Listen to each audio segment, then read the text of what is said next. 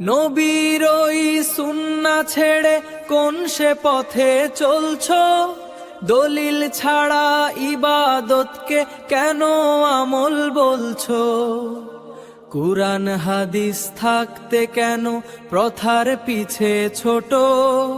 বিদআতের এই ছায়া থেকে আলোর পথে ওঠো। নামাজ শুরুর আগে কেন মুখে নিয়ত করো? যায় নামাজের নামে বানোয়াট দোয়া কেন পড়ো? অজুর মাঝে ঘাজ মাসে হো কোন সহি হাদিসে পেলে? সুন্নাহ ছেড়ে কেন হও মিছে আচারের অনুগামী? দলিল বিহীন ইবাদত সব যাবে যে বিফলে ঝরে। কেন মিছে আমল করো আপন খেয়াল ধরে? মিলাদ কিয়াম প্রথা করে দিন কি তবে গড়ে?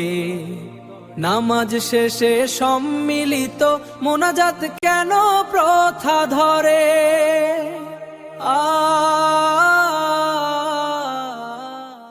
সহি পথে চলি বলে দাও যে অপবাদ কত? ইহুদির দালাল বলে গালি দাও বিরত। যতই দাও অপবাদ ভাই মোরা নবীর পথে চলি। কুরআন হাদিস সামনে রেখে সত্য কথাই বলি।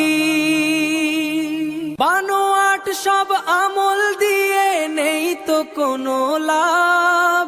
সুন্নাহ মেনে চললে তবেই কাটবে মনের অভাব।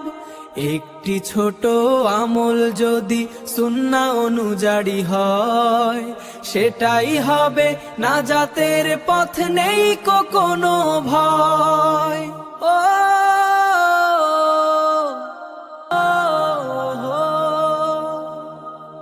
ফিরে এসো কুরআন সুন্নাহর ওই সঠিক পথটিতে।